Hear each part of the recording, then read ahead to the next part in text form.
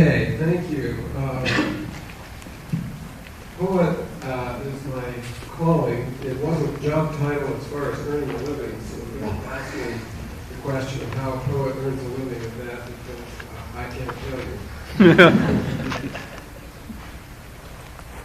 Okay, I'm not here as a conlanger, as David mentioned, but I do some sort of conlangish things, which you'll see.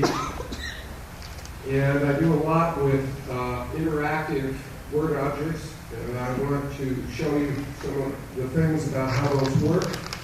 And I'm very excited to be around conlangers because even though I don't conlang myself, conlangers are among the few people in the world that I know of who think actively not just about what language is and has been, but what language can be. And so I'm hoping to infect some of you with some ideas on that subject. Okay, so I'm starting with a sort of history and prehistory of some word objects. Obviously, when writing came along, the text became an object.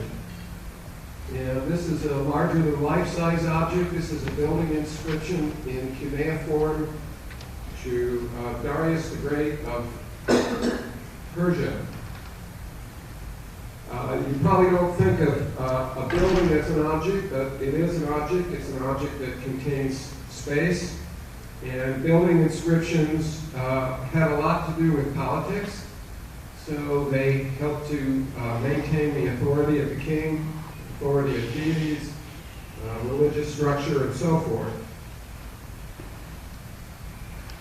Now, with cuneiform tablets, the text is now an object that you hold in your hand.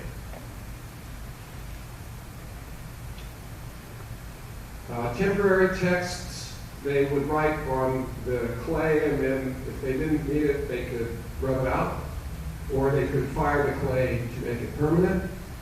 There's an amusing side effect to this. When one king would conquer another and burn down the library, it would make all the texts permanent, which is an side effect. When you had commerce, then texts would travel with the trade goods. So you would have a bill of lading that traveled with the goods that were traded. And this is something that I'm going to talk some more about. At archaeological sites like Uruk, you had 3/4 of the documents were economic. You also had issues that we have a lot today of authentication, and they tended to use seals for that. So here's an example of a cylinder seal. I'm not sure why, but I just cannot get enough of cylinder seals. They just fascinate me endlessly. So the idea behind the cylinder seal is that the image is carved in relief, negative, and this is a cylinder with a hole in it that you can sort of roll along, and you roll it along the surface of the clay. This is obviously a modern impression. This is a pretty complex seal. You can see on the right there is an inscription. This is a kind of narrative scene. I'm not an archaeologist, so I don't have credentials to really explicate this. So this is a cylinder seal, from Memphis, and the inscription, I believe, says Darius the Great King. You can think of the cylinder as like a machine for producing text. So I don't have the credentials to really back this up, but I would make a sort of BS type claim here that you're looking here at an example of one of the earliest forms of multimedia object.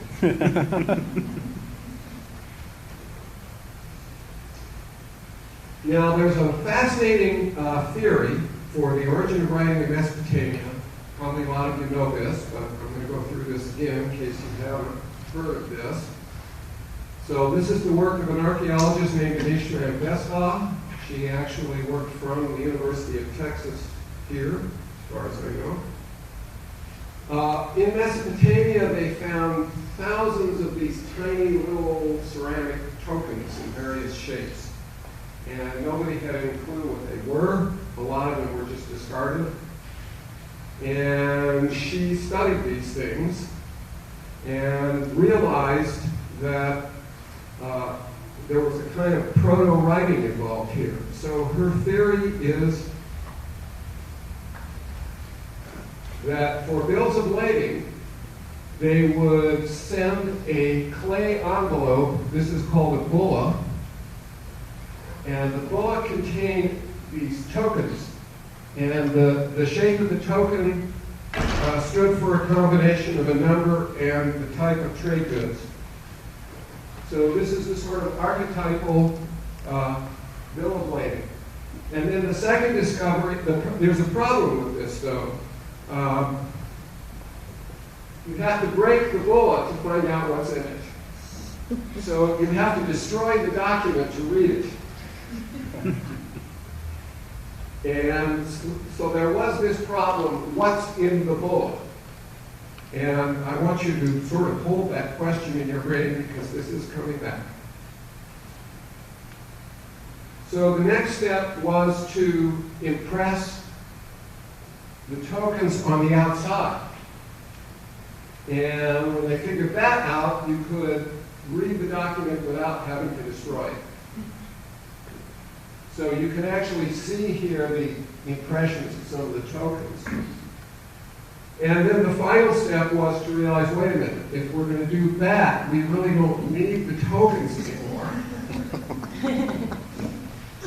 So this is her theory for how cuneiform originated. This is another view of a bulla. And you can see here is a cylinder seal impression on the bulla. So this is an authenticated bill of lading. Well, here's some other notation objects. These are tally bones. The top one, I believe, is called the Ashango bone. That's been widely studied. Alexander Marshak interpreted this as a lunar calendar. There are some people who don't believe that. This is the bottom one is something called the Lubongo bone. We don't really know what these were, but they're certainly notational. Now this is fascinating. This is Kipu. Probably a lot of you know about the Kipu system. Kipu is from the Inca. It was an accounting system, basically, we think, and it was used for recording accounting. There's accounting again. It's going to come back too. So I don't know if you can see this in the back, but it's strings with knots tied in them. And the knots are notational. And fascinatingly, it's actually a binary notation system. Now, there are some people who claim that some of the Kipu actually record text, and this is a writing system. That claim, I think, has not really been validated. My own hunch, and this is just a hunch, is that Kipu was in the process of becoming a full-blown writing system, and that was interrupted. Okay, so that's some history and prehistory of word objects. And now I'm going to show you something from my work.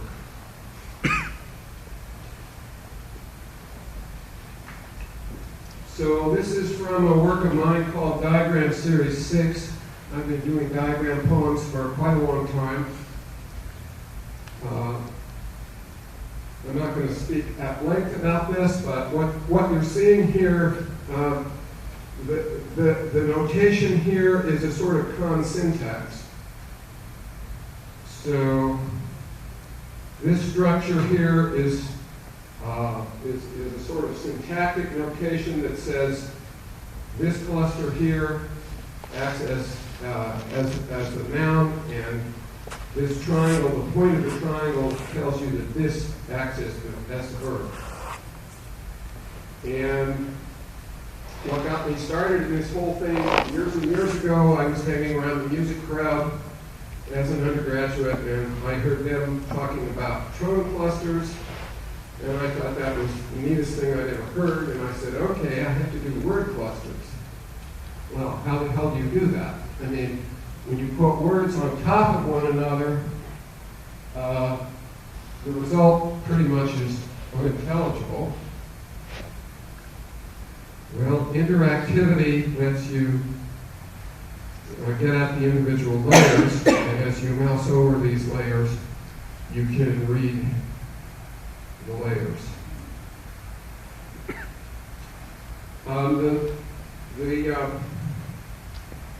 The diagram notation like this lets you do all kinds of interesting things.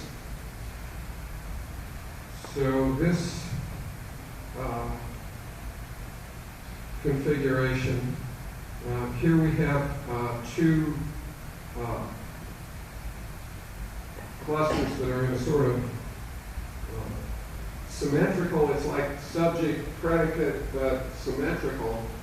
And then the verb points to this connection down here. Well, this cluster and this cluster are in a verb connection that points back up here. So it's a sort of feedback loop. And feedback is a subject that interests me a lot. And feedback loops are something that is pretty hard to do with ordinary syntax. Now, I would like to jump to something more recent. Okay, this is my latest piece, which took me several years, and this is just about finished except for packaging. And you can see the outer structure is a spiral. So it starts with polylinear skeins, and as you mouse over this,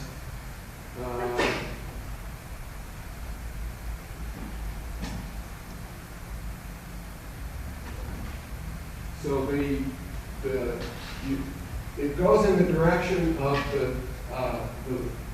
the boundary that's darker. And this is linear. But when you're finished with one, then another one pops up going the opposite direction. So this is a kind of boost-roll feed-on type of situation. So the piece starts with this polylinear stuff.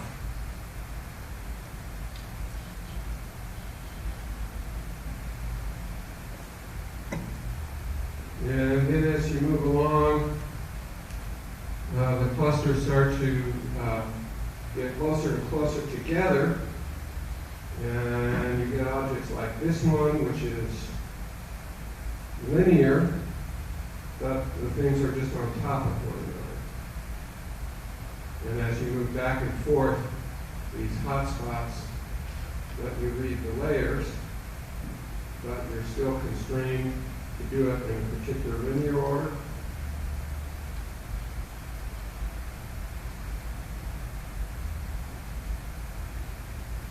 And then, let's see, this is still fairly linear.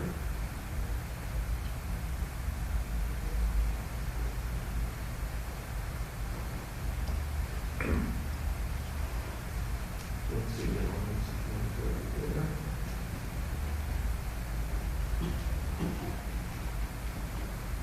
Then the stacks begin to appear.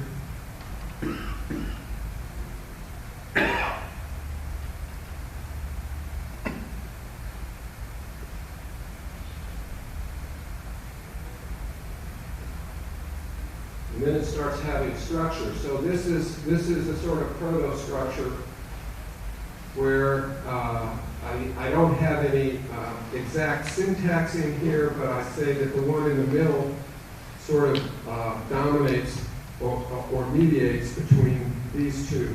And I just leave it kind of vague as to what that means.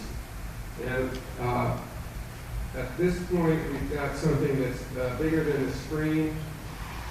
So the boundaries, if you drag the boundary, then it lets you drag the text underneath. And this way, I can get something bigger than the screen and still use interactive devices in here. And then finally, it gets to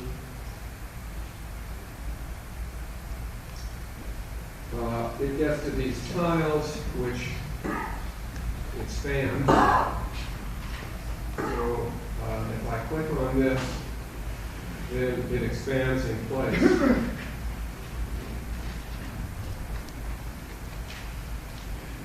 if I click on this little thing, then it collapses.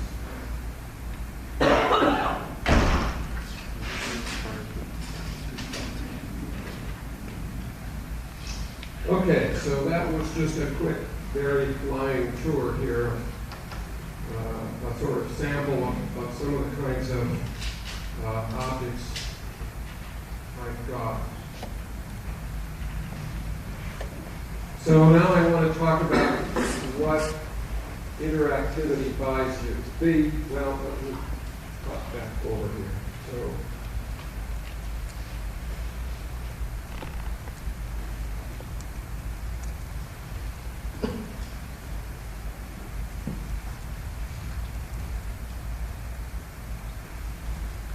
So if I go back to roughly where I was before,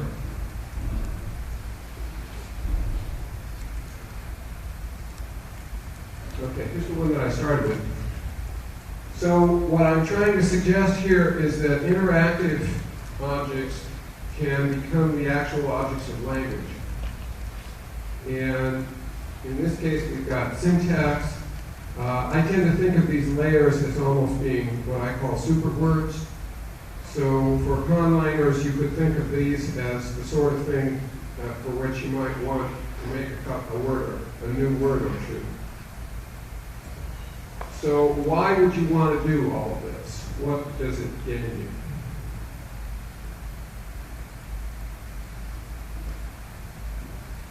So I'm going to talk about the benefits of interactive word objects in two pieces.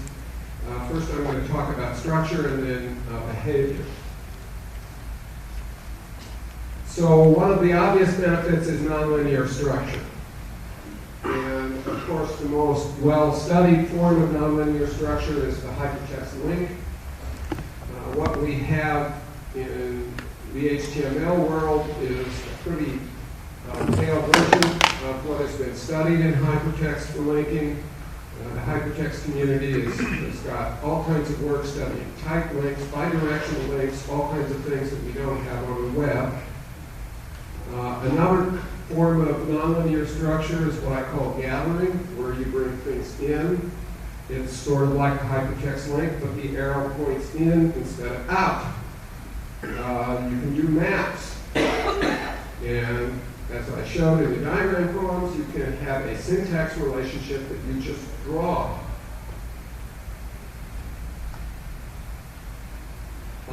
You don't have to be constrained by topology. So anything that you can imagine in the way of a structure, you can just make it. Now, some of the structures that you can use are structures that are difficult to do in ordinary syntax. So one of my favorites is what I call null structure. Null structure means things that are just brought together without any structure. This is something that in ordinary syntax is very hard to do. Things in a sentence have some structural relationship to one another. Most natural language syntaxes do not give you a way to just put two elements together and say, these are just there together. They don't have any structural relationship other than that. You can do things like loops, rings, overlaps. Does the phoneme actually really belong to just one syllable? Really? Probably not. So, just in the simplest language structure where you have phonemes and syllables, there are a lot of phonemes that are like a hinge, and they actually belong to two different syllables. Well, you can do that visually. Relationships between the part and a whole. And that's really a particular form of feedback loop. So you can have a sentence in which the subject of the sentence, there's a subject of the sentence, and the object of the sentence is the sentence. And then there's a verb. That is really a form of internal loop or internal link. Things like this are extremely easy to do. You can just draw them. It doesn't take a computer, but the computer means that when it's interactive, you can put all this stuff together and let people navigate it. Writing, of course, is the original form of externalization of speech. So these devices can let us externalize all kinds of things. The text has its own storage, as opposed to speech, where the only way to store things is with your memory in real time. And of course, the structure tells you where to anchor behavior. In hypertext, there is a theory of hypertext activity theory in which we talk about the minimal unit of activity, and the term active is being used for that, which I am responsible for that damage, as a matter of fact. So some of the kinds of behaviors that you can do: expand and collapse, we saw that, show hide, conditional legibility. You don't always want things to be legible. There are some cases where you want the text specifically not to be legible. And the easiest example of something like that almost everybody uses almost every day is when you're typing a password. You do not want that text to be legible. That's kind of hard to do if you don't have some interactive something happening. I'm not sure why I put one-time names under this bullet, but one-time names are really, really interesting. A one-time name is something like a credit card, a smart credit card, where your credit card account would change every time you use it. That would be very useful. Lots of other behaviors: attract, repel, travel to, return from. You can control the view, mark your place, adjust how text moves. Units controlling other units. This is a sort of game-like concept where the user interface of a word object controls the behavior of other word objects. We can get multiple readers in the text at the same time. Some users can control how other users operate. So there's just a whole infinity of things out there that could be a benefit. So now I'm going to get to some of the sort of paradoxes here. Let's see how I'm doing.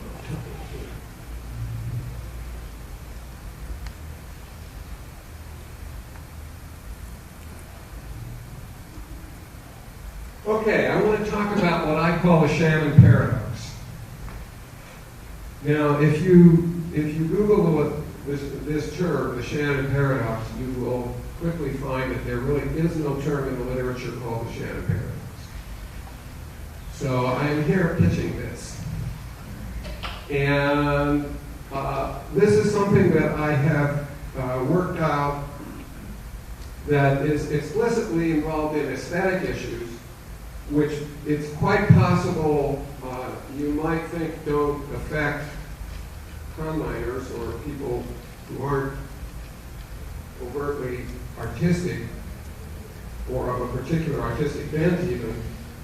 But I want to go through this because I think it is going to come back later, and we'll see how this affects interactive word objects generally. So, a lot of people look at art as simply a communication process. And there's a whole group of people who for a long time, or several groups of people who have been working in the arts in which it's a lot more complicated than just simple communication. And the way that I explain this is that there's an understory, so to speak. There's a layer underneath the communication layer, which I call energy transactions. Now, this isn't diminishing the idea of communication. So, when the artist has a very clear idea of how the energy transaction works, and it does work that way, that's communication, and that's great. What we need to think about is that the energy transaction can occur in many situations in which communication doesn't occur. And my favorite example of that is you go to an art gallery and you don't understand a thing you've seen, and it really makes you angry, and you walk out of there thinking it was all junk, and it didn't work, and to hell with that stuff. And you start walking down the street, and then something really strange starts happening. You suddenly realize you're just seeing things much more clearly than you did before. And then the next thing that happens is some connection gets made in your head between some problem you've been having in your life and some resource that you've already got in your life, but you didn't put those two together. And you're really happy with that. This is the energy transaction. It may have nothing to do with what happened in the art gallery, but this is a successful energy transaction in a situation where communication did not happen. So, it is possible to actually target the energy transaction layer directly in making art. And when you do this, there are some strange issues, because you want to maximize the kinds of energy transactions that can occur. Now, Claude Shannon, who was the originator of information theory, created something called the Shannon measure. And when you untangle the math in the Shannon measure, what you get is that the number of bits is related to the number of possibilities that are excluded. So this is the Shannon paradox. How do we resolve this idea that you want to maximize inclusion, and yet information is measured by what is excluded? I call this the Shannon paradox. And when I first thought of this, I thought, oh, I don't know. I don't know how to resolve the Shannon paradox. This is a problem. And so the answer came to me one day, and that is that what you get is that the text is not just the code, as it would be called in information theory. The text is also the channel. And it is both the code and the channel, and it can even oscillate back and forth between being the code and the channel.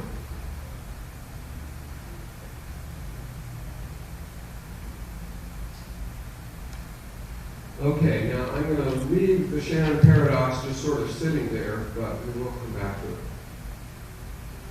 Is the text stateless? So now I'm going on to a new sort of conundrum of interactive text, interactive word objects. There is something about writing that we tend to consider immutable. And in fact, the immutability of the word is a vast controversy related to certain religious scriptures. that if you violate somebody's sense of the immutability of certain texts, you can get yourself in a certain amount of trouble. So let's see, I guess I need to stop for a minute and explain statefulness. So statefulness is a big fat buzzword that techies know and people who deal with the World Wide Web understand.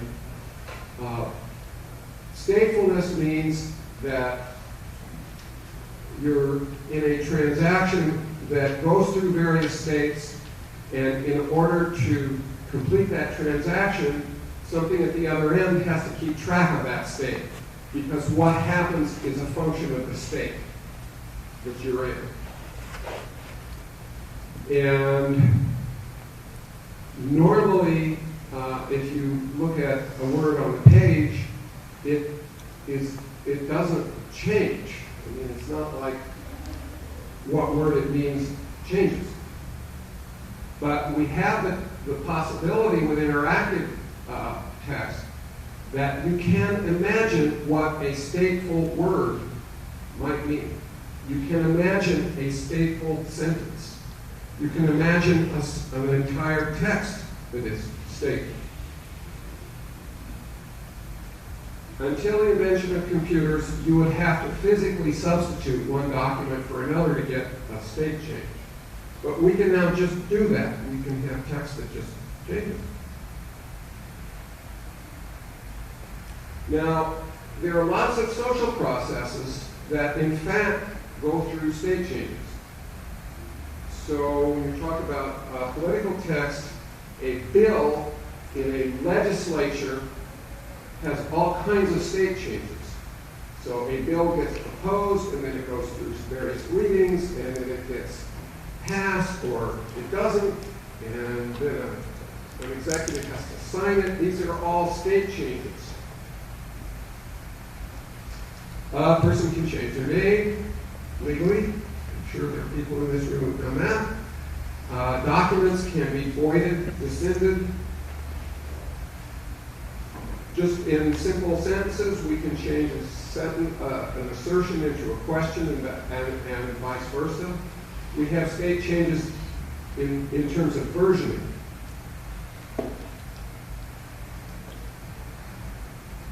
Transactions. What is a transaction? When I say transaction here, I'm talking about just the most mundane transaction of ordering something. Well, a transaction involves an exchange of state changes. So when you buy something on the web, you are producing a sentence that philosophers would call it performative, I guess. And you're saying, I order this, and you describe this. That goes through a whole series of state changes. So you've said to the vendor at the other end of this website, I order this. Did they get it? Well, they send you back a confirmation. And then they may send you back, yes, we charged your credit card right this very instant, and it went through. So, okay, now we know that you can pay for it. And then maybe a couple of days later, they send you a shipping confirmation. Yes, this stuff is on the web.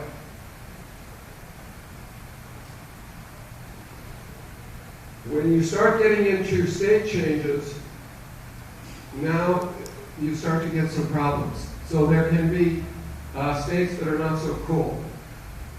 So your bank account can be overdrawn. A signature could be fraudulent. The value in a database system could be null. Now, I need to stop here for a second and explain null. How many people know about database nulls? Okay, about half. Null is really important, and the lack of understanding among the public at large of the implications of null has major implications. So, null is a a value that you can put into a database slot which basically says, don't know. This is not a value. We don't know what the value is. Now, is null really a value or is it a state? It's the state of not knowing what the value is.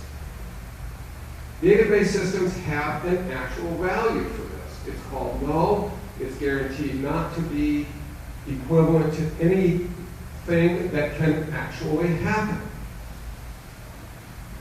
Well, what about 2 divided by 0? Okay, so arithmetic is supposed to take numbers, do an operation to get a number. So what is 2 divided by 0? Is it a value or a state? In almost all computer languages, dividing by 0 does not produce a value. It throws an error. That's a state. I do know of one language in which 2 divided by 0 is a value. It's null. Can be infinity. What's that? Can be infinity. It could be.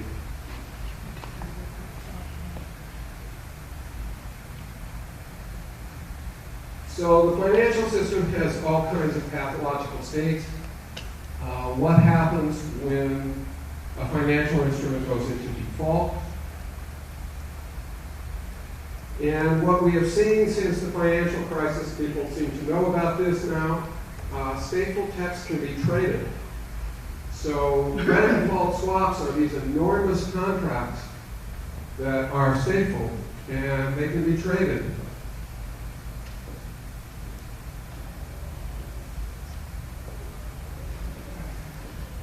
Now here's this strange idea called the Shannon paradox again.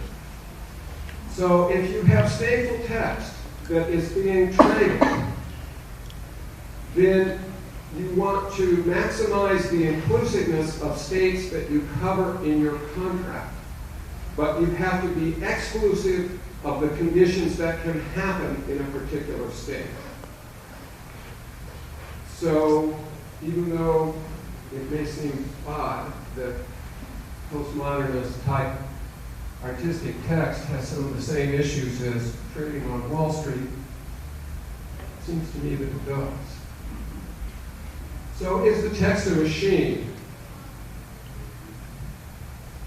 Well, we're well on our way to where the substrate of text is almost going to be entirely machines. The books aren't going to go away anytime soon, but paper documents are headed for economic oblivion, I think, except as high-quality artistic collectible items.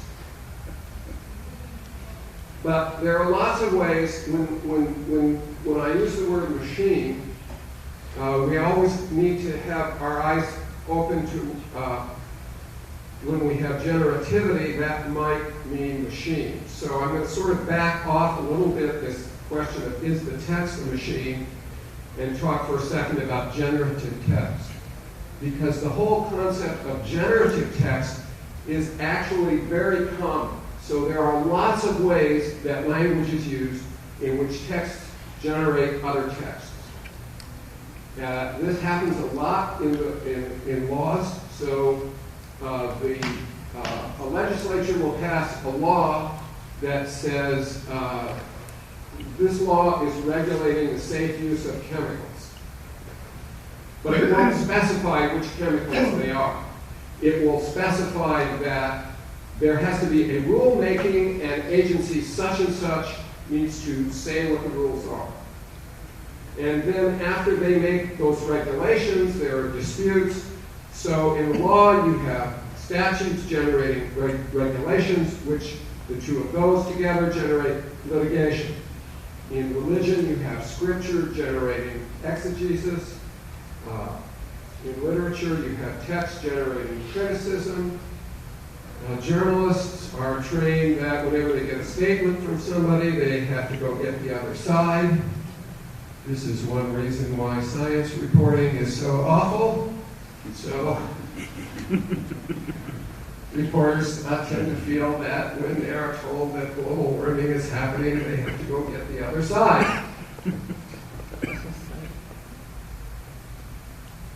Is this sentence a machine? Well, people who study computer science, formal language theory, are taught that grammars and abstract machines are sort of two sides of the same coin. So there's a formal mathematical equivalent between grammars and machines. And I don't have time to talk about that, but for those who haven't been through this sort of stuff, for formal languages, a class of grammars, it turns out, is usually equivalent to the class of languages that a formalized abstract computer can recognize. Chomsky worked out a hierarchy of formal languages that is still useful. Okay, now let's go down one more level and talk about whether the word is a machine. And I want to start this discussion off with names. So here are some names. This one is a cartouche. So that is, I'm not sure whose name this is. I should have recorded that in my slides. But so this is from Egypt. And you see this oval shape, and it contains somebody's name. This is a monogram seal, which is like a substitute for a name. Well, here's a really interesting name. And by the time we get down to the RFID badge, it's pretty clear that this is a machine. I'll get there, but I want to fill in some of this territory here. So cartouche is really fascinating. The cartouche, as everybody here probably knows, was the hook that lets Champollion decipher hieroglyphics. And the thing that is really interesting to me about this is that at the very earliest stage of this, I don't think actually Champollion made this discovery. It was understood when he started that the cartouche was a name. Somehow, even before hieroglyphics were deciphered, you had a language that no one understood, you had a writing system that no one understood, and yet it was still possible for people to understand this is somebody's name. That's amazing. That is just amazing.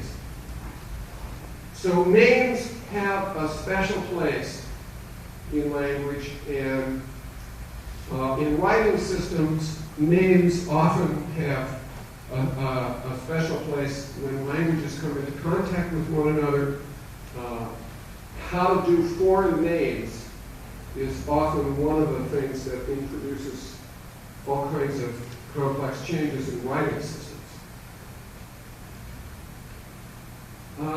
Seals are still used in some places today, and of course authentication is extremely important for online commerce. Now, by the time we get to the RFID badge, you have something that is, it really is your name. I mean, if you think about going to the bank, well, let's say you go to a conference and you're there to register, and somebody has this pile of packets to pass out to all the people who are registered in the conference. So they'll say, what is your name? You tell them your name, they hand you a packet, and they trust you, so there's no authentication. So that's your name. Well, the RFID badge, it's the same thing, right? You're presenting yourself to a building. Who are you? The building asks you. The RFID badge answers. So the RFID badge is a name, and it is literally a machine. There's a radio transmitter in there, I didn't quite, I don't have this exactly right.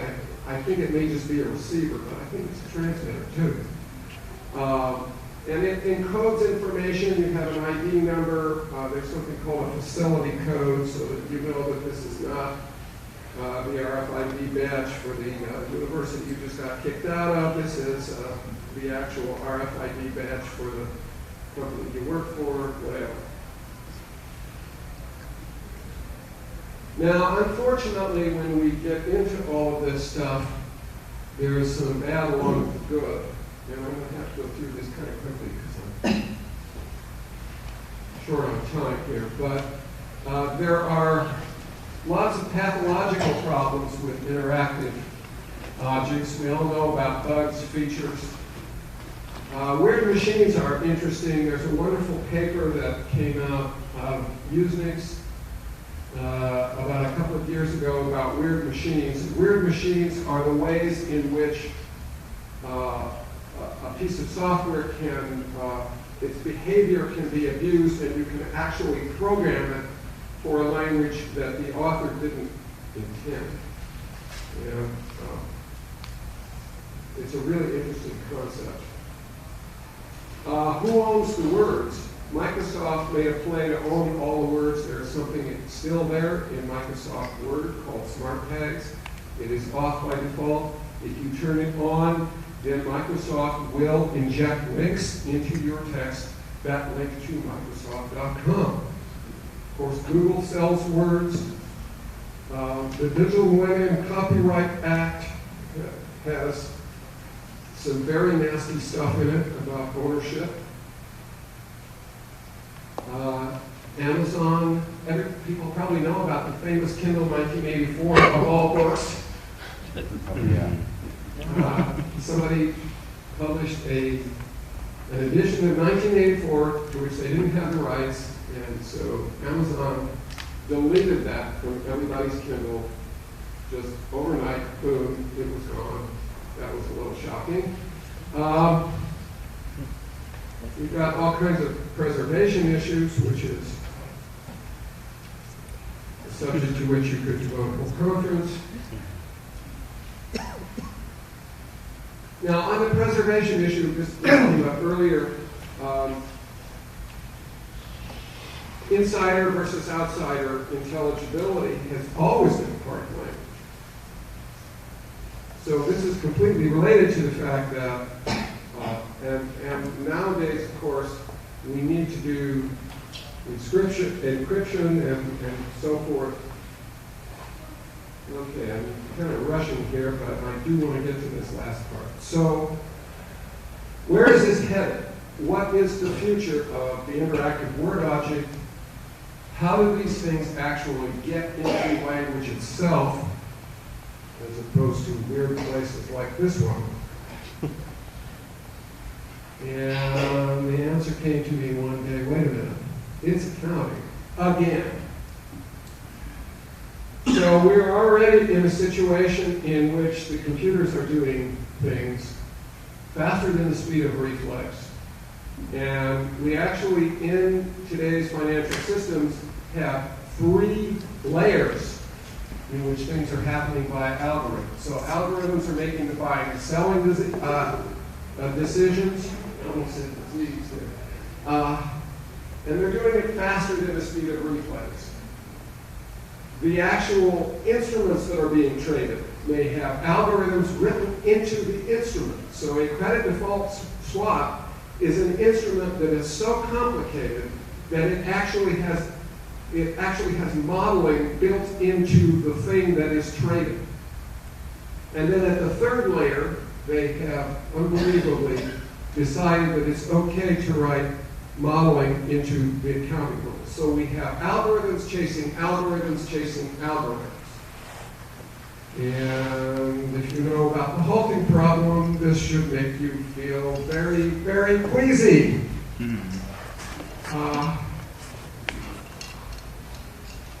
What's inside the bulla?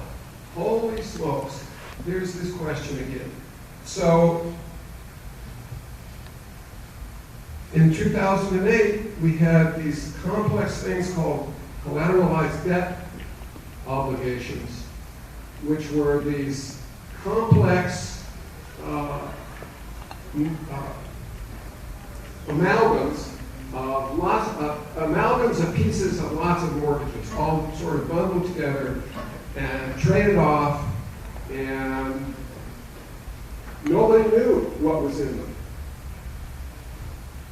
Now, this is really a place where a lot of these kind of conundrums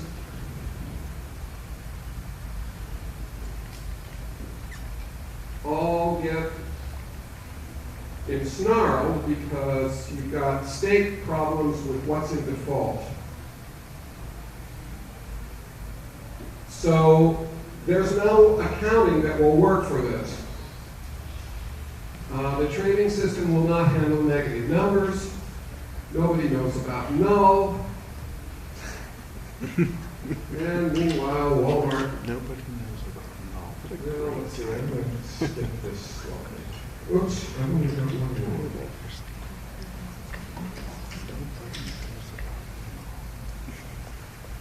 Well, I've sort of got, I've sort of talked about most of this.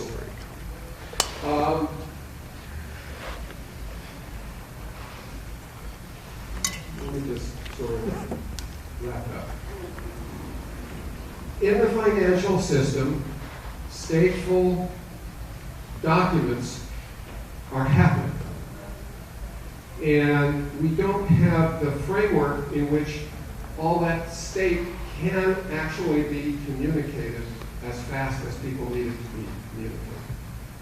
So what is going on is that accountancy for all of this is just a big myth. It isn't there. There isn't it. And sooner or later, some people are going to get upset about this. And it's going to require something so that the state gets into the document.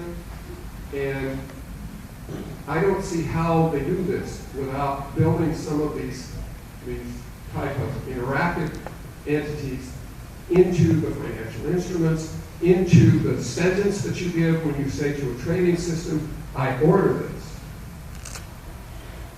So I think that's where this is coming from. Or, headed to. Well, I better stop. Thank you so much.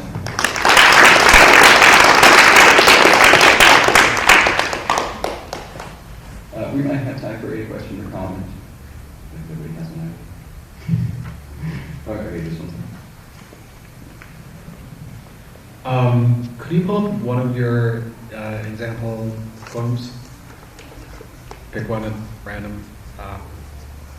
And could you just explain what one part of it means? You've explained how structurally it interlinks, but could you translate it to what does that mean? Read it as it's supposed to be. No.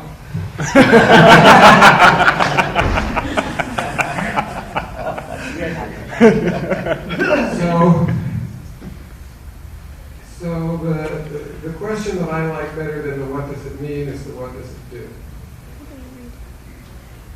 And we don't ask this question in music. You can listen to a piece of music and it just happens and it affects you in a certain way. And that's really what I'm trying to do. So when you have these layers, what I'm aiming for is that you get an impression in which all of these things are merged together. That's kind of like a chord where you get the sound that's the merging of all the individual notes in the chord, and it's not as if those individual notes come together in some kind of combinatorial way where you can say, this is the meaning in which all those notes combine. Right. So that makes sense. Well, how about this? Is there a place where, like, I know this is on your computer, is there a place online where people can go explore some of these? Yeah, this piece, Diagram Series 6, is online, and I'm going to have everything online shortly. Okay, great. Yeah, if you want, you can just send it all in a link to me, and then I'll make sure that it's available. Yeah, this stuff does not play in a browser, but you can download